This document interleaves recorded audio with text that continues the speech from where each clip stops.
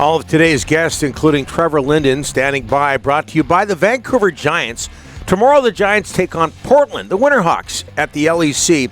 Puck drop is at 7. Don't forget, the Giants' annual Teddy Bear Toss game is happening December 9th at the LEC. Tickets are selling fast. Get yours now at vancouvergiants.com/tickets. Former Canucks captain, former Canucks president, Trevor Linden is going to join us now.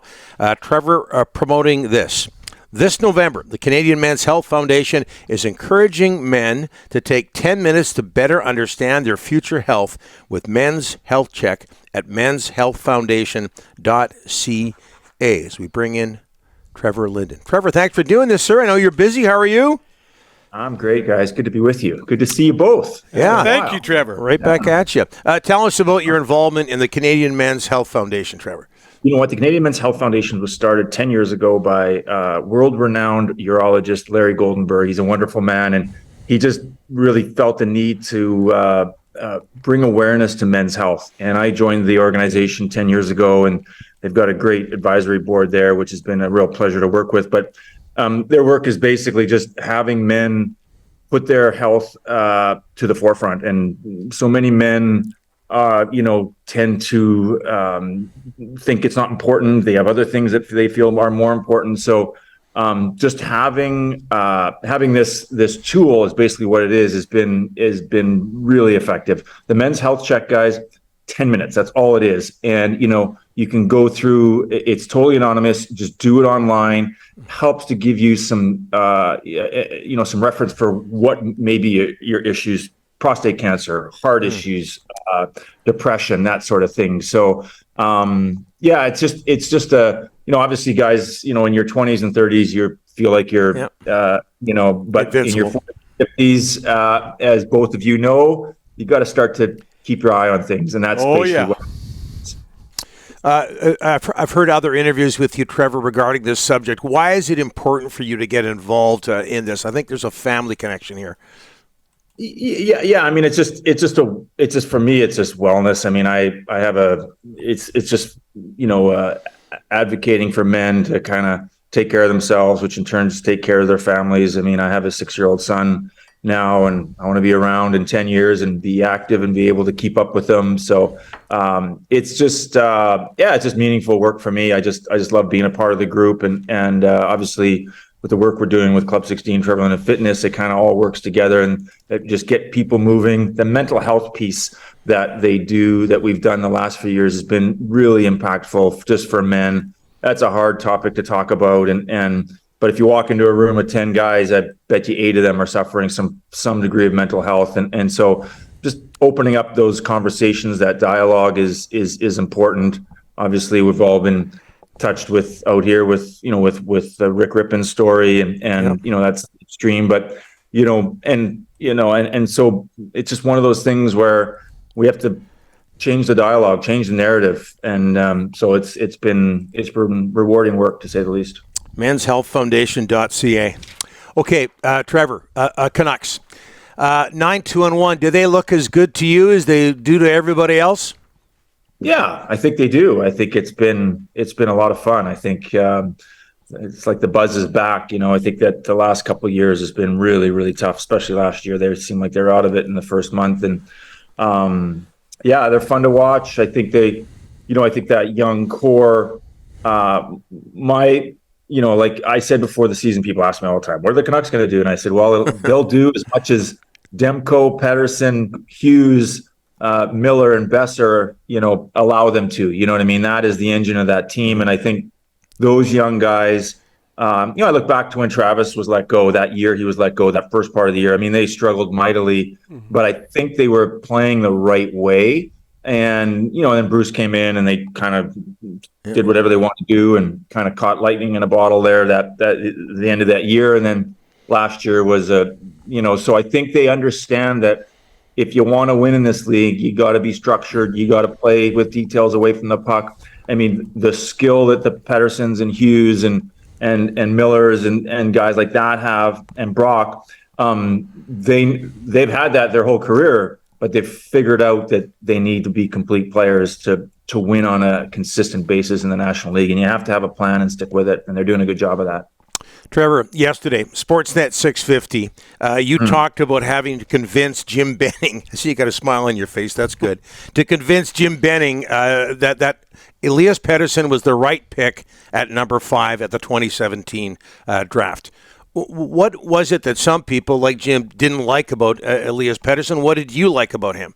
I mean, this was really about the process, guys. I didn't love the process that we had in Judd's first year, which is 2016. Judd Brackett. Judd Brackett. Yeah, Judd Brackett he was promoted to the head of amateur scouting in 16, and I didn't like our process in 16. I thought it was poor, and I wanted to ensure that we had a better process. And it wasn't about what I thought; it was about what Judd and Ronnie DeLorme and our scouts felt, that watched these guys 15, 20 times a year and had been seen 250 to 300 games a year. I really wanted those guys to engage and to push on what they felt was the right thing, because I didn't think they did that the year before. And so it wasn't about what player I liked, because I wasn't making that choice. I wanted the process to be right. And, I encouraged those guys in that group to really get into it and push hard on who they felt they wanted. And that's what they did. And I think, obviously, I think they got it right. What's your relationship like, or what was your relationship like then with Jim Benning? I think that as time went on, we were going in kind of two different directions. I think, I was more concerned with the vision and kind of the long-term play. I went to work every day thinking about, what was best for the organization and trying to look 3, 4, 5 years down the road. And, like I've said, I didn't need a job at that point, and I wasn't there to try to keep my job or save my job. So I was looking for what was in the best interest of the hockey club. So, I think it was, it's not a secret. It was, we had different ideas on how we should do things. Trevor, Quinn Hughes, you have been one of the best captains in team history. You were also very young when you got the captaincy in a Canadian market. Quinn gets it. How has he been in your eyes as a captain, and what did you think of that pick for him to be get the C? Golly, he's 9-2. He's amazing. But you were one of the youngest captains, and I remember when you got the C, Trevor. It was a big deal. Yeah, it is. It is a big deal, and it's a lot of responsibility, especially in a Canadian market. And he's a little bit older than I was, but at the same time, it's a big responsibility. You don't have to look further than how Henrik, and Daniel too, for that matter, because they were both great leaders. How they handled themselves, good or bad, they were there to answer the questions, and they answered them with respect and did the job, and they led and they did it the right way. And so there's a great history there, and it was a real cool privilege for me to be down at the rink and to honor Quinn with that with the captaincy. And we messaged a little bit afterwards the next day or two, and it's nice to see him to get off to a good start. Now, not to say, hey, they're going to have some bumps in the road here. It's not going to be like this all the way, but he's a good kid. He's a good individual. I think he's got good people around him. I think Patrick has done a nice job of putting some really good people in that room that can kind of stabilize that leadership group, and so I think that's going to bode well for Quinn, and he's a smart enough kid. He's gonna figure it out as he goes, and he's got good people around him. So it's nice to see him get off to a good start. Besser, Pettersson, Demko, and Hughes were drafted on your watch. It's got to make you feel good when these guys are coming into their own the way they are. Yeah, I was, when you think about, it's almost 10 years. It'll be 10 years this April that I took that position. Yeah. It was a tough spot to be in. Yeah. There was nothing. We were still 2 years away from being kind of rock bottom, if you will, because that first year we made the playoffs, and it was one of these things. We had some iconic, great people, great players in their day, but they were at the end, post Apex. Their value was declining.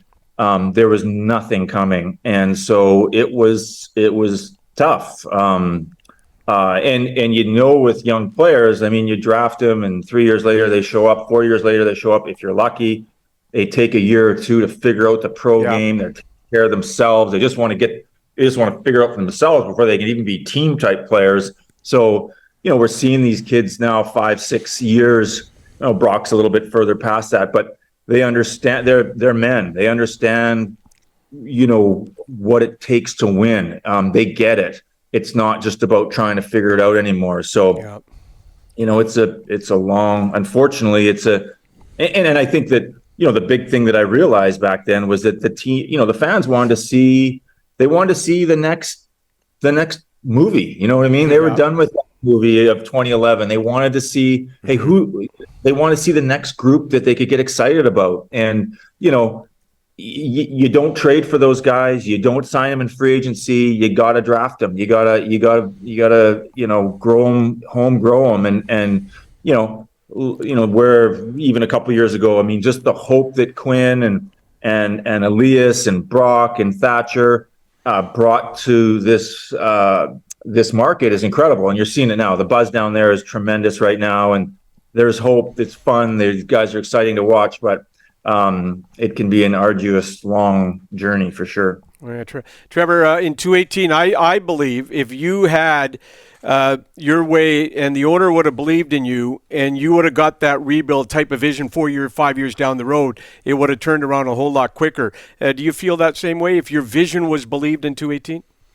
I have to say, I mean, we got in there in 2014 and made the playoffs that year, and it was very quickly after that I realized that this was not to be.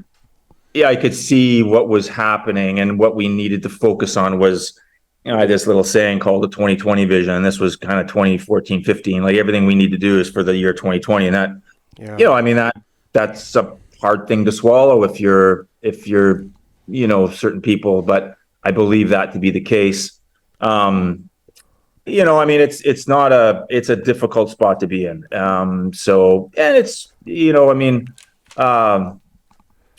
Hockey fans in Vancouver, I mean, it's hard because they haven't never won a Stanley Cup, but they've had some really, I think about that team I came back to in 2001, that West Coast Express was a fun era, that I could sense that the market was so captivated with the Bertuzzis and Naslins and Jovanovskis. And having said that, that group was traded for. That was an acquired group, really. Yeah. You know what I mean?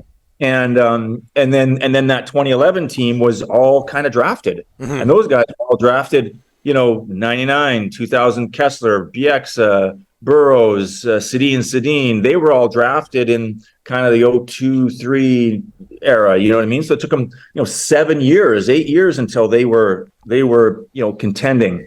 And so that's kind of the trajectory of teams that become good. So there's no shortcuts and there's no easy way, unfortunately. Do you regret taking that job, Trevor, the president's job? No, guys, not at all. I loved being part of the organization. I worked out this morning at the gym, and I saw Todd Kobus there, who's the CFO and just an amazing guy, working with people like Chris Bumwell and Jeff Stipek and TC Carling and some great people down there who are no longer there. But I enjoyed my time there, guys. I was a real privilege to be part of the organization, and being able to work with a guy like Travis Green, and I loved the amateur side and the development side. As hard as it was, I enjoyed it. I knew that it was probably going to be a 3 to 5 year type thing, and that's what it was. But I have no regrets. And the timing to leave was perfect. My son had just turned 1, so I've been around a lot the last while, and it's been a lot of fun. One more, Trevor. I think I've got you at having worn about 14 or 15 different Canucks uniforms. What goes through your mind when you see them wearing their new black flying skate jerseys? The one you're probably best known for wearing. Yeah. I think it's awesome. I mean, they look great. It's fun. I love. Whenever I see Thatcher, I think of Kirk. I just love that look. I mean, it's funny. What's old is new again. It seems like when I came back to the team in 2001, that was the stick and rink, was the super. It was going off on the stick and rink, and we loved wearing that uniform. I loved wearing that uniform, and then now it's the skate. But I have to say this: if I had my choice. And I would have done this when I was president, as I say, you know what, the logo should be the stick and rink, We should have went back to where it started, never to change again. It's fun to play around with some of these retro stuff, but I think the stick and rink is where we should be at. But that's my opinion. And jerseys are like music. Everyone's got an opinion, Dolly. Oh, yeah. Stick and rink, you sound like an old man. You could be co-hosting this show, Trevor. Jim Robson, Orland, curtain back. Oh, yes. Back. Absolutely. Menshealthfoundation.ca. Good for you for getting involved with that group. And sorry, you wanted to say something else, Trevor? Sorry. Yeah, guys out there, it's 10 minutes. It's totally anonymous. Answer the questions. Lots of stuff that you need to be on top of. 40s and 50s. Make sure you do it. Hey, I had a colonoscopy this summer, and that wasn't as bad as they say. So I'm still, stuff, Dolly? Yeah, I'm a little worried yet. I'm not there yet. Next time, you're not there yet. Okay. Not there yet. Yeah. Next time we have you on, we'll get the details on that, Trevor. But we'll let you go for now. Hey. Let's talk colon health next time, guys. Yeah, it's not a bad idea. Menshealthfoundation.ca. Trevor, thanks. Appreciate it. Be well, guys. Thank you. You bet.